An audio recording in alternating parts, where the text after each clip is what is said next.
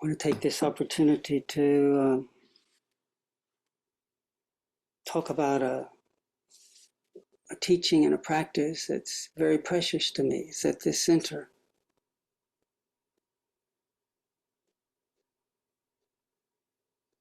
of my Dharma practice. Almost 50 years ago, next year, I met Ajahn Chah. Started more consciously just to be aware of this notion of awakening, being asleep, caught up in delusions, and that there is such a thing as beings who are not caught up.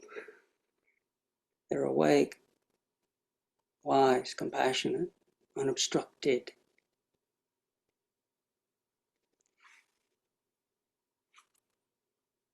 There's a whole array of skillful means that the Buddha taught, Dharma teachings, practices. Today I would like to talk about what has been so precious to me and helpful.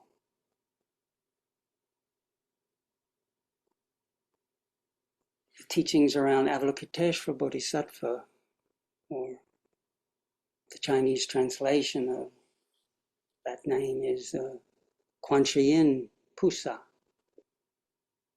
Pusa short for Bodhisattva. Bodhisattva, Bodhi is awakening, Sattva being. A Bodhisattva is a being who's awake, but committed to awakening all beings, who's rooted in the recognition that though language tells us, our cultures, our upbringing sometimes, in the way we've been conditioned that we all have separate names and are different. There's this one we like, this one we don't like, this one is good, this one that's not so good. There's this notion of this being and that being. We forget that with all these so-called separate beings, when we've lost touch with this, what I mentioned in the meditation, this tathagata garbha, this womb, this primordial matrix from which all things spring, we forget that we're actually not separate beings. We have a deep kinship with one another, with all that is, the land, the plants, the seen, the unseen.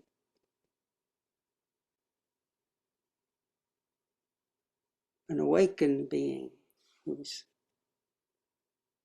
aware of this then begins to realize, just talking about getting rid of my suffering, well, what's that? It's like being focused just on one part of the body. Well, my wrist is fine. But there's the hands, we have our whole body, all the parts of the body. Even a little toe that's unhappy can bring us to our knees when we stub it.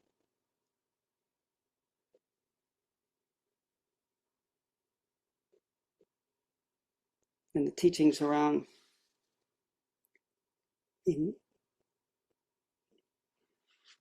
near the end of the Buddha's life, when he was giving a particular teaching called the Lotus Sutra,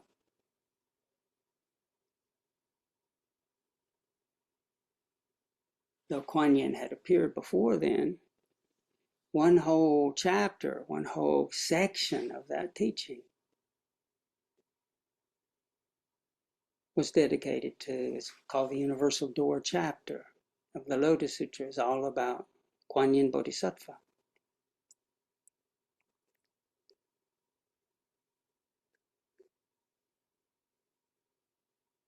In that discourse, the Buddha reveals that his deepest wish in everything that he did, every movement, that the Buddha said that every movement that he made, every sound that he made, every gesture, every action, whether it's a moment of silence, pausing, or whether it was a coming or going, that all were dedicated to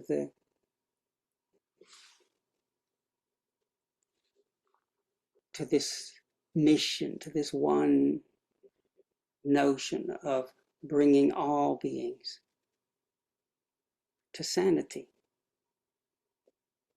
to well-being, to happiness, to this capacity to be wise and compassionate.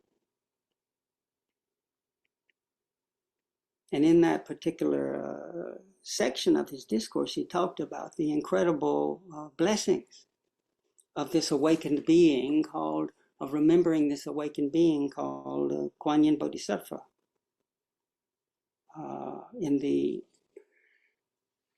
Just to give everyone a few snippets of that teaching I think in the send out for this talk, it was holding Kuan Yin's name in times of peril.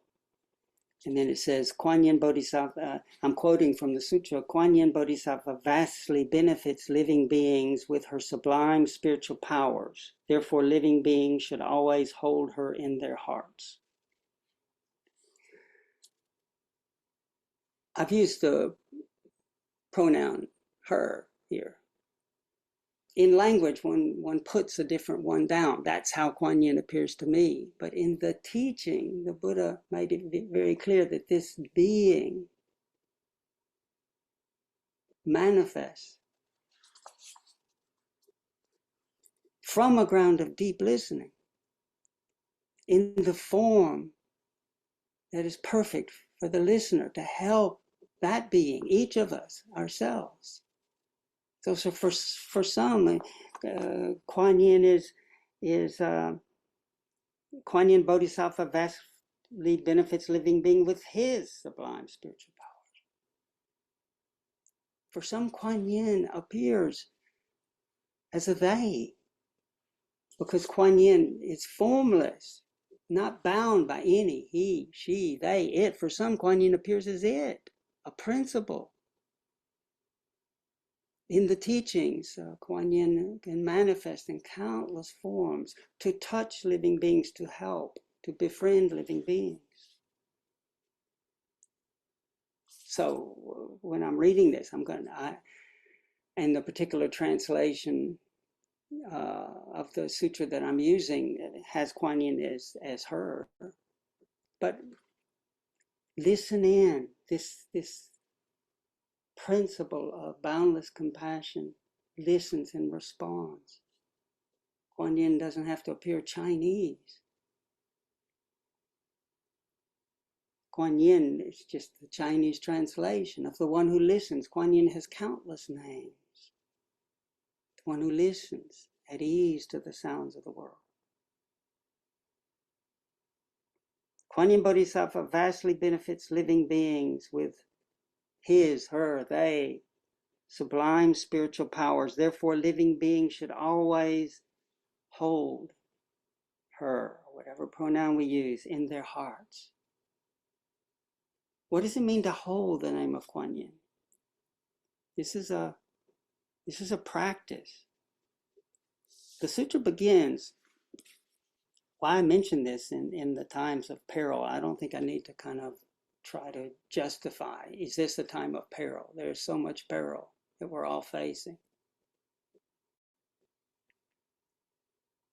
Tanisha and I yesterday were at the No Kings March in Santa Rosa, and it was so inspiring to see all different sorts of beings, young, old, walking, those in wheelchairs, those dressed up in the early colonial, at the formation of our Constitution, those in inflatable frogs and donkeys, young and old,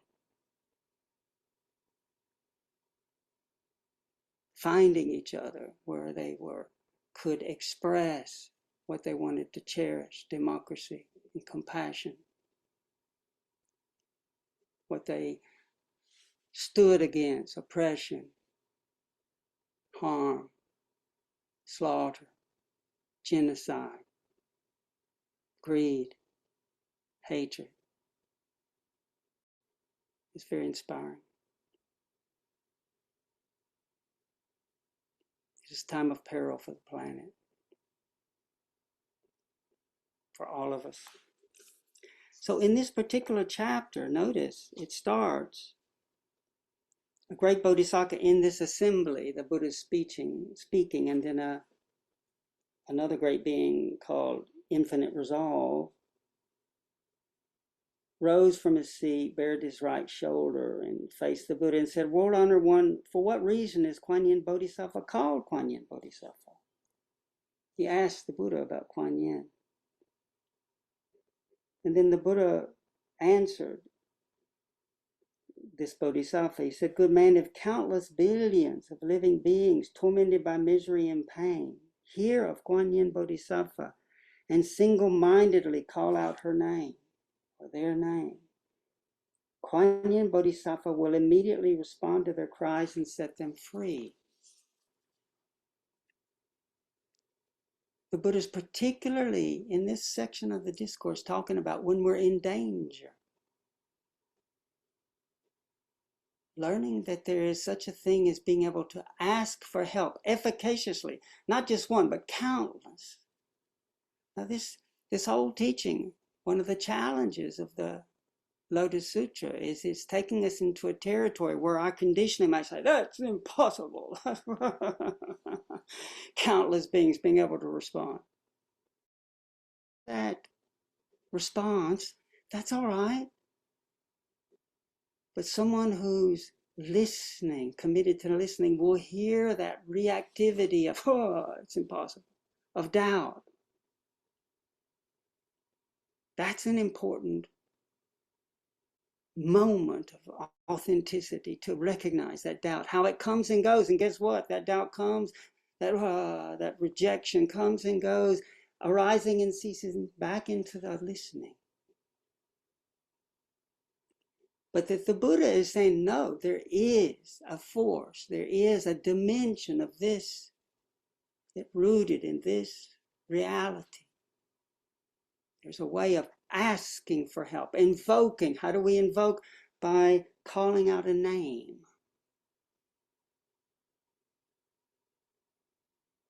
And then the Buddha goes on. He lists the 7 difficulties. I won't go over all the difficulties. There's many more than 7. But these classic ones that starts. If living beings upholding the name of Kuan Yin Bodhisattva fall into a great fire, the fire will not burn. All because of this Bodhisattva's splendid spiritual powers. If living beings carried away by deep waters call out her name for help, they will be delivered to shallow water. Calling name, upholding a name.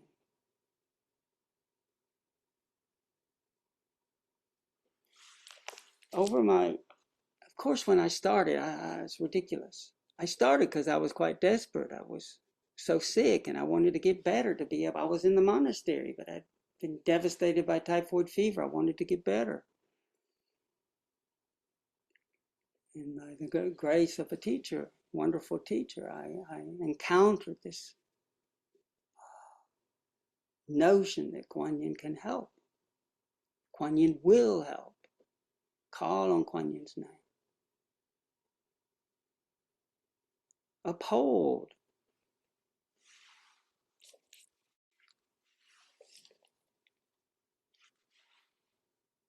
Remember, Kuan Yin is just Chinese for Kuan means to regard or listen. Yin, the sounds. Sure, sounds of the world.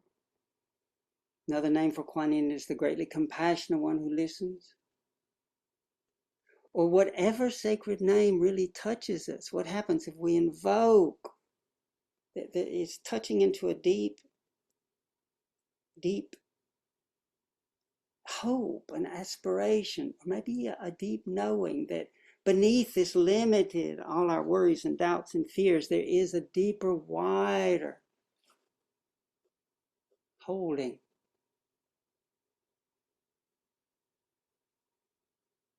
That is always listening. The Buddha taught this. Any sacred name we call out, it's so important to then listen after the name. All of the names, whether it's Kuan Yin or Avalokiteshvara, or the one who listens at ease to the sounds of the world, upholding the name is with reverence, sincerity, and then listen to the quiet where that name returns. The name appears and returns.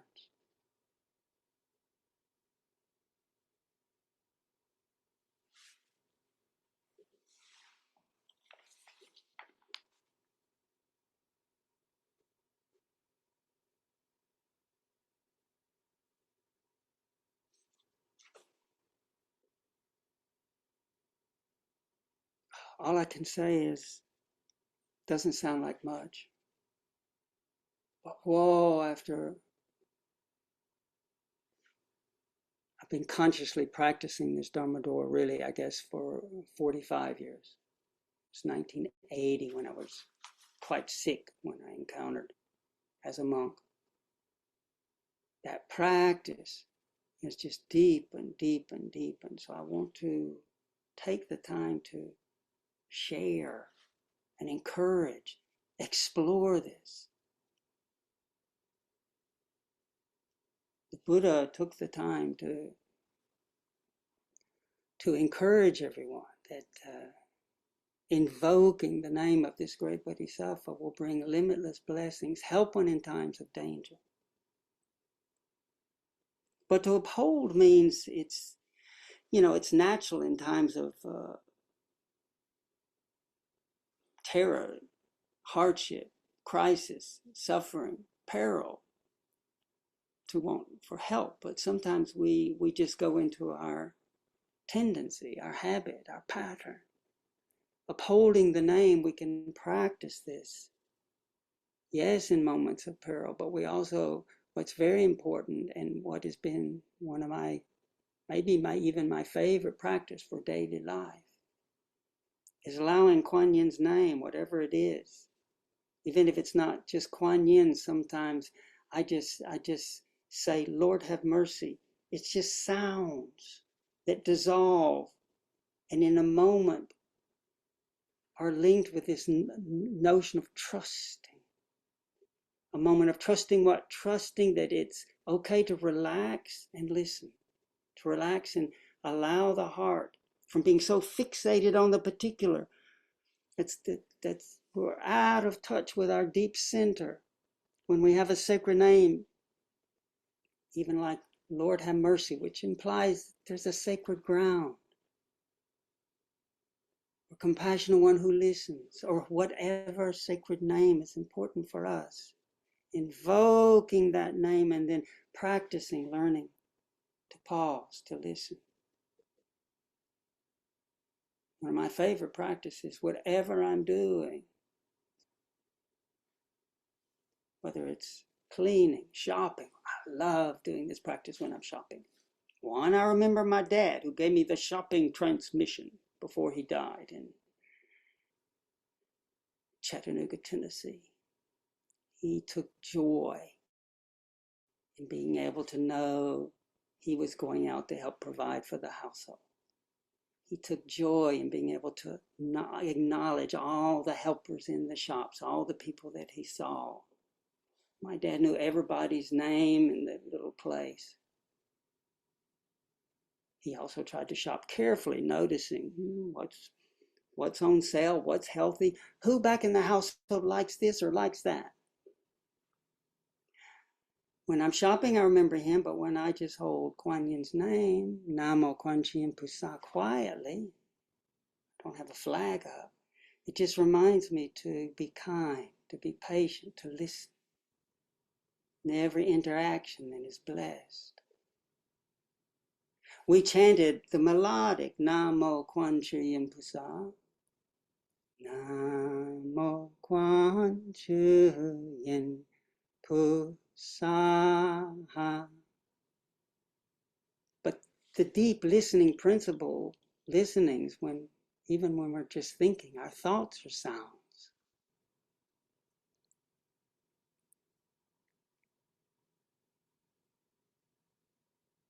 We can also hold Kuan Yin's name just by Namo. Namo means I return. That means a moment of just trusting. Kuan Yin Pusa. Trusting what? This one that listens. So when I'm shopping or walking or cleaning, okay, sometimes if one's doing something that requires more thinking, we can't do that. But there are so many moments when our mind is just on automatic. And sometimes our automatic thoughts aren't necessarily generous, wise, reflective. Sometimes they're, like for example, myself, I have a lot of habitual anxiety, worry. What might happen? And sometimes for good reason. But in this teaching, the Buddha is saying, hey, that there's another also way to meet the world. That's not just going to sleep. We're still listening and responsive. But it's allowing ourselves to return to a deeper trusting centrality that's guided by the reverence, by the Namo, and then the sound of the name, Kuan Yin Pusa, or the Lord, or whatever name we have. And have a moment of trusting that. Then the patterns show themselves, our fear, our worries, our doubts, but we learn to recognize them for a moment at least of pattern, not necessarily me. That's such a profound thing. When we're not wise, then our patterns are me. The world's being destroyed because so many people hear the pattern of arrogance, the pattern of greed, the pattern of hatred as me, and then act on it. Hence we have our slaughter in Gaza, our obsession with just propaganda, trying to make people think a certain way, rather than a willingness to keep checking what's true, what's actually happening.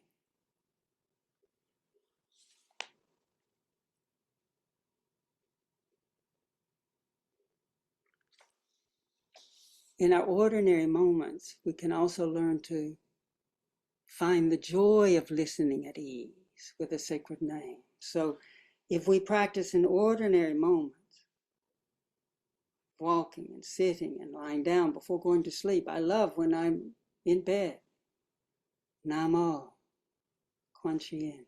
And what is the essence of the one who listens at ease? It's kindness. It's patience.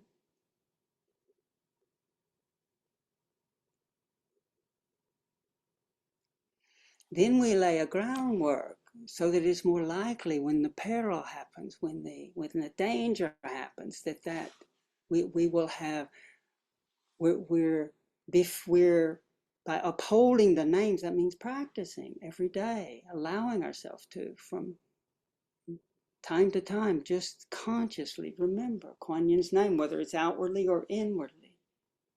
Don't make it too hard. The greatly compassionate one is very patient, very kind. Then when danger happens, I mean, Kittisaro and I over the years have just had countless situations where we were in a fix. And we remembered Kuan Yin, and Kuan Yin responded. And I mean, there's so many stories, different fire stories. I remember one in particular every year, because of in the winter season, the big berg winds would come, the winds out of the west, and you'd have to, by law, burn fire breaks around your property as a protection for yourself and for others. A fire break is on your boundaries. You're supposed to have I can't remember now. I can't remember. It's been a few years since I've done them because of our wonderful team at Dharmagiri. They're doing them now. But you burn the flammable, you burn the grass in the fire break, so that if a fire is coming from the outside, when it hits the fire break, it runs out of fuel, goes out. Or if a fire in your place happens, then the fire break keeps your fire from threatening everybody else. Of course, if the wind is really blowing, then you're in trouble, because the wind can carry the embers and blow them over the fire break and start. It's a whole nother story. But there's one particular one I remember where I was with the crew and we were out burning. And you need a whole crew. It's not just one person does this. You need a team to try to help manage this powerful element of fire. We were burning the break. We'd gotten down and almost had our break on the western side done. And then we looked up the mountain, and as you burn the break, there's people at the end that keep stamping out to make sure that what you've done is stopped. So that, and some little bit hadn't been caught farther up the mountain. And so the break had just turned into fire, and so it was then moving farther west. And I thought, oh my gosh. And then at that particular time, the wind was carrying it against the way the wind often blows. It was carrying it, not from the west to the east, but from the east to the west. And I saw that, and so I started running to try to catch up, to get in front of it as this fire was moving. And then I thought of our neighbors and the stretches of land, and I was getting panicky. But I just didn't have I tried, I kept running, and I just couldn't catch up. And I realized I can't do this. And so I realized we need some help here. So I invoked Kuan Yin. I just stopped when I was out of breath, but I just said, greatly compassionate one, we're in trouble here. We're threatening. Please, greatly compassionate one, help us. And, I'm not saying I did it, but it's just so interesting. Literally within minutes, a crew from outside showed up. Just on the road, a whole crew. It was an impressive crew of Zulu men and women who were powerful. Jumped the fence, went up there, but as they were doing it, that fire was out quickly. Later, I found out that Kitisaro had also, at that same time, and who knows how it's all interwoven, had looked out the window and saw that the fire was out of control. So Kitisaro, part of the call was Kitisaro had phoned So asking for Kuan Yin doesn't mean to say we have to be impractical, but it's not forgetting that we can invoke, we can call on, and we lay the groundwork, but with our daily upholding the sacred name, daily practicing, learning in ordinary moments to Namo, return our life to that deep listening, and to feel the grace of that, the beauty of that.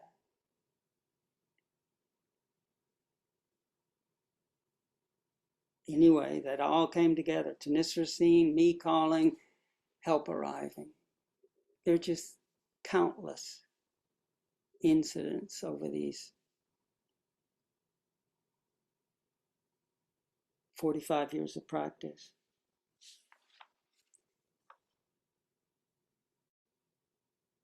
We gradually, in ordinary moments, build a relationship. We befriend Kuan Yin, the one who listens at ease.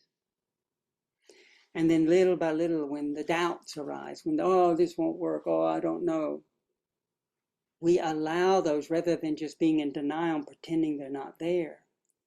We allow the doubts to be known. As one Buddhist teacher put it, having the faith to doubt. This deep listening can notice the doubt as we touch the doubt with patience and listening. then little by little our doubts are put in perspective. And what happens, what's unexpected, at least for me over the decades of practice, is this ground of deep listening that has everything in it is powerful, is all inclusive. And to me, all I can say is, for me, Kuan Yin, the Buddhas and Bodhisattvas are absolutely real. They're real beings, real, that are all part of our nature. And that this practice, this profound practice,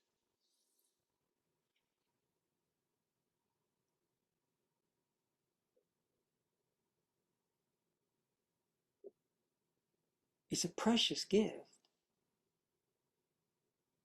I encourage us all to, yes, continuing doing what we can practically to make amends, to speak the truth, to cherish our virtue, our not acting on harmful impulses, which the Buddha said is a gift. When we do that, innumerable beings rest more easily because we're not harming, that we're making a gift with everyone. But at the same time, not to forget this deep invoking and befriending the truly great beings. Because that, the Buddha went on, just to finish, went on to say,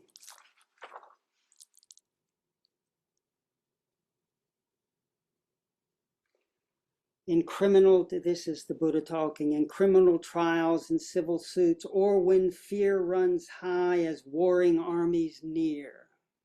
I think we're there. Invoke the power of Kuan Yin. All vengeance and enmity will disappear. Wondrous sound, Kuan Yin, a pure sound, the sound of ocean tides, a sound transcending every worldly sound. We shall keep it forever in our minds. A wondrous sound.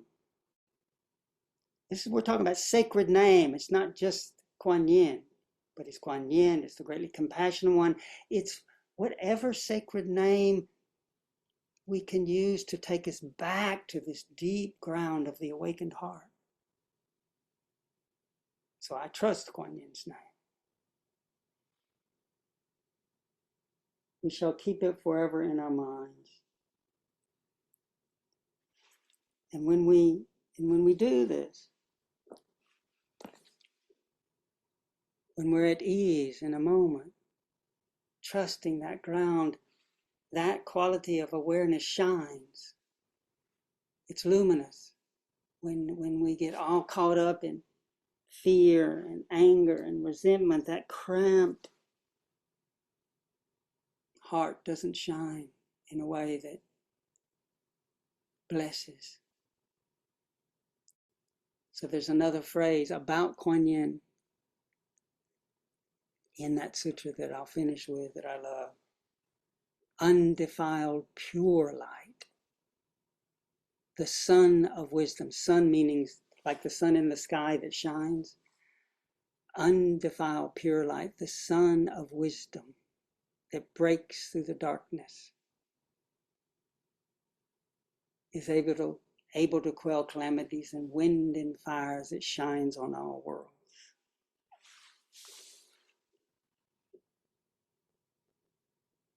Undefiled pure light, the sun of wisdom that breaks through the darkness, is able to quell calamities of wind and fires that shines on all worlds. Undefiled pure light, the sun of wisdom that breaks through the darkness, is able to quell calamities of wind and fires that shines on all worlds. When we hold a sacred name, like Kuan Yin's name, allow that name, Namo Kuan Yin, to bring us back to a moment of ease, listening to the sounds, listening to the impressions of life. We shine.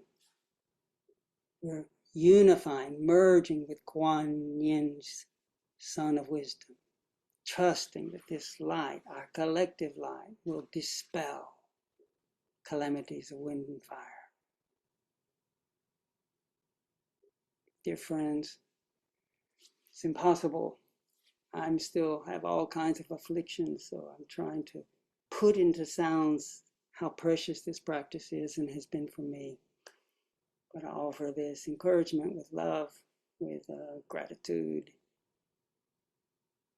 Namo Kuan Yin Pusa, Namo Kuan Yin Pusa, Namo Kuan Yin Pusa.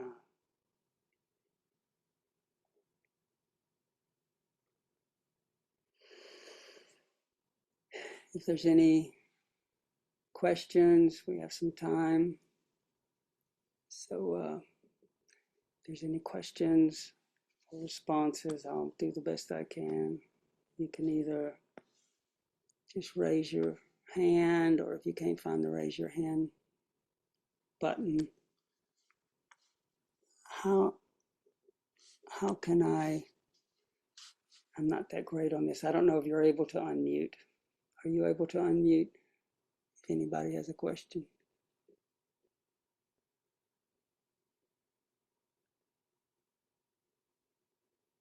About Kuan Yin, or also the chat. You can put it in the chat.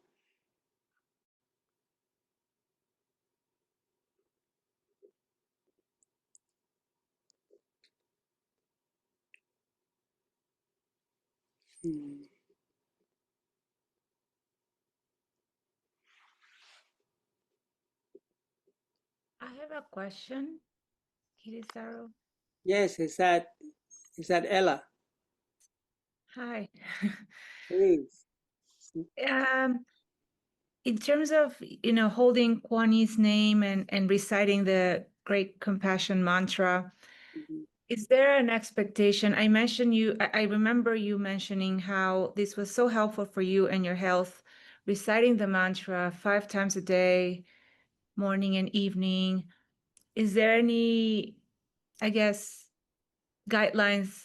I know this sounds like formulaic, but are there guidelines of how often, how much to repeat the mantra and hold her name, and then how often to do the Great Compassion ceremony if we want to really honor Kuan Yin and receive all the benefits? Thank you, Ella. Well, there's no fixed rule. That's why, at first it might be totally new for us. For first, just learning Kuan Yin's name and holding the name. I was also, when I was so ill and I wanted to get better, and Kuan Yin's Great Compassion mantra is not easy to learn, but these are sounds that specialize in healing. And so I just, even though I was sick, I just learned it. And so, yes, that's part of my practice. I for many, many years, I chanted Kuan Yin's name at least 5 times in the morning. Now, for the last quite a few years, I chant it in the morning and in the evening too, 5 times. But don't make it impossible. At first, you just start with Kuan Yin's name. Then, if you can learn the mantra, and holding something means to do it every day. So that's very important. Like, to me, a real medicine is just I recite every day.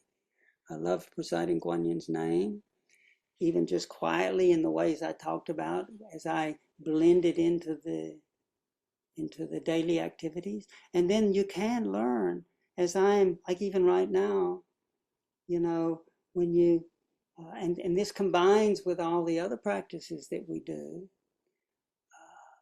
But if I say Kuan Yin's name, I feel my whole body. So it's like my whole body's reciting Kuan Yin's name. You can, as you have a Namo Kuan Yin, I mix, I blend as I'm holding the sensations of my body and the sounds. So then your body and even the house can chant Kuan Yin's name. And the forest, I'm surrounded by these beautiful trees. But this happens when little by little upholding means that little by little we practice. And sometimes the practice, it doesn't feel good, it feels rote. But even when there's a rote practice and you notice you're in a hurry and you don't think it's efficacious, if you listen in and allow that to be patiently heard, that's also blessed by Kuan Yin's name, by the deep listening. So I don't have a fixed rule of how one does it. The ceremony, is also really powerful with the bowing and the great compassion mantra. And it's just, Tanisra and I cannot tell you how helpful it was to try to at least do it once a month if we can, but I don't have a really hard, fast rule. My rule about reciting things every day, whatever it is, try to keep your promise. But let's start modestly. Say, I'm going to recite it every day. Okay.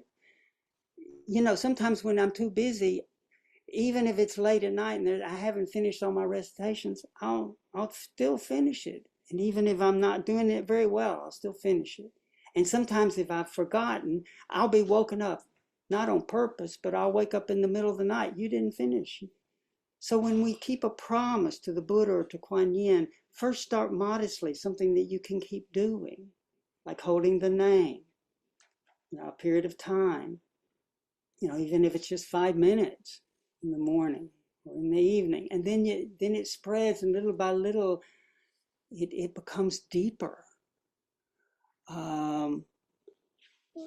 Someone says, can you please tell us another story of Kuan Yin has aided in your life?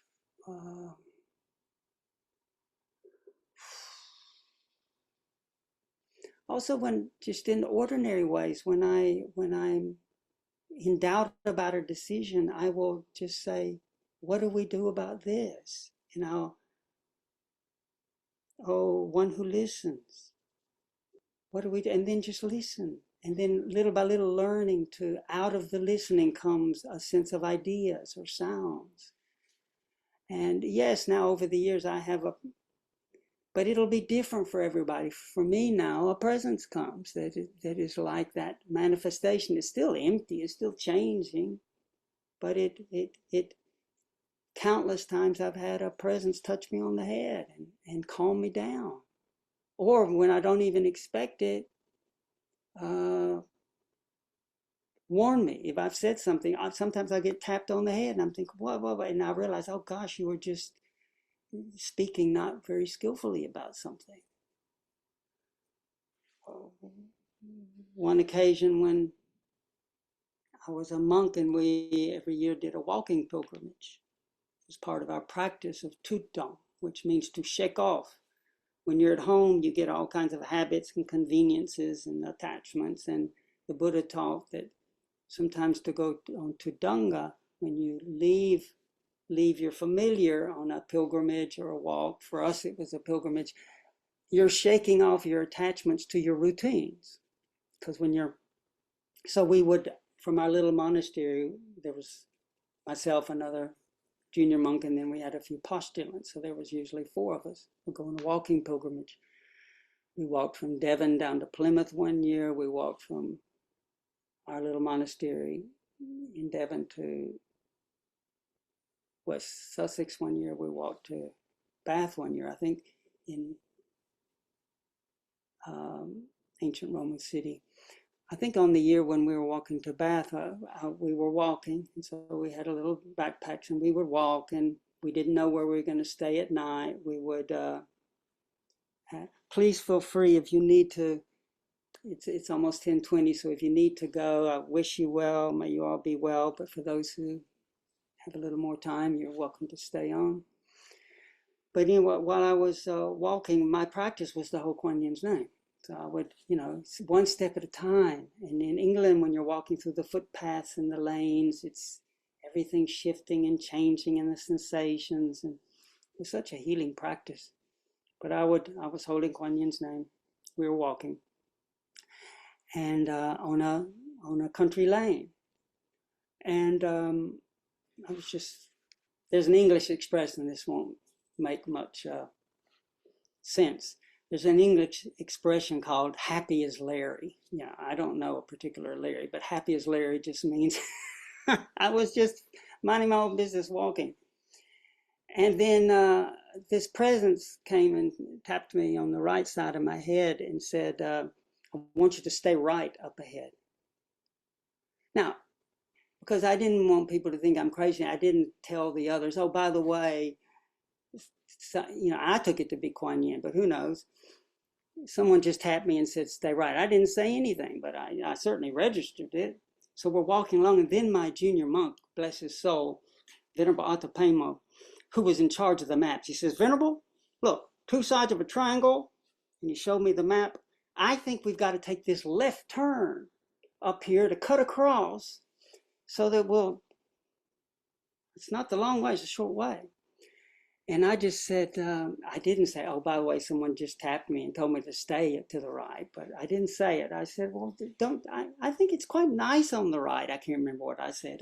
Let's stay right. And he said, no, look, 2 sides of the triangle, that's the long way we go. Sure.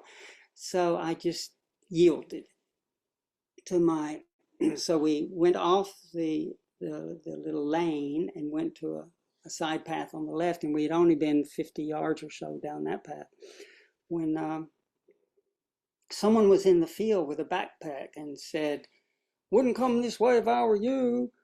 And he was spraying something. I guess there was some kind of spray he didn't want us. So we turned back around and went back to the path where I was actually told to stay. So we kept walking on that path, and then up ahead, wasn't long after that, up ahead we noticed this old man out in the middle of with a big thing on his side. It turned out to be one of these old-fashioned hearing aids. It was like a big horn that would magnify the sound into his ear. And so as we got closer, he said, the Lord Buddha was enlightened under the Bodhi tree, set off for Varanasi to turn the wheel of the Dharma and open the doors to the deathless. Welcome. And then he gestured into his little cottage, and there was the tables with tea laid out for us, and his daughter was there, and she came up to me and said, my father is 80 years old. Today is his birthday. Early this morning, he saw you walking and said, those are Buddhist monks. And he said, do you think they'll come by our house? And she said, I don't know. And the daughter said her father was getting near the end of his life. I guess he was unwell, and he'd been a colonel in India and had been taught about the Dhamma, about Buddhism, and he had a prayer wheel. And so he showed me around the house and showed his little prayer wheel and said, Om Mani Padme Hum. And he showed me all this. And it was an incredible, blessed time. And Kuan Yin, at least I take it to be, Kuan Yin didn't want me to miss it. And at first I was a bit embarrassed. Oh, yeah, let's go with the map. And then Kuan Yin said, oh, guy, he doesn't get the message, had to do something else. Who knows? But this world is full of mystery.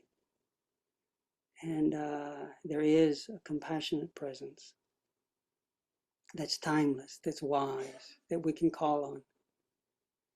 And I encourage us to, and it's a universal door because it's not hard to enter. It's open for everyone. And the gateway is with our sacred words and phrases. It all takes us back to the deep listening. And the deep listening takes us back to the source of true, pure, boundless light that dispels, that quells the fires of greed, hatred, and delusion. So thank you all for being here. May our practice, may Kuan Yin help us. Another one of the images that the Buddha taught right at the beginning of this chapter was that if you're in a caravan with precious goods and you're in a dangerous territory and you're going to a promised place of safety, but you know you're in peril, and then you just see bandits and you think, oh, what do we do? What do we do? The Buddha taught that even if one person calls out sincerely, that can make a difference. Invoking. As a planet, so as a world, we're in dangerous, perilous times, and there are forces that are really causing harm. May we collectively call out the one who listens at ease to the sounds of the world, to be with us, to guide us, to bless us, so that we can make a difference for the welfare of all. Om Mani Padme Hum. Om Mani Padme Hum. Om Mani Padme Hum. May all beings, near and far, good and bad, be blessed. Share in our good fortune. The fires, the toxic fires, the obstructions can be quelled, and that living beings can return to decency, the humane, the good, our true nature.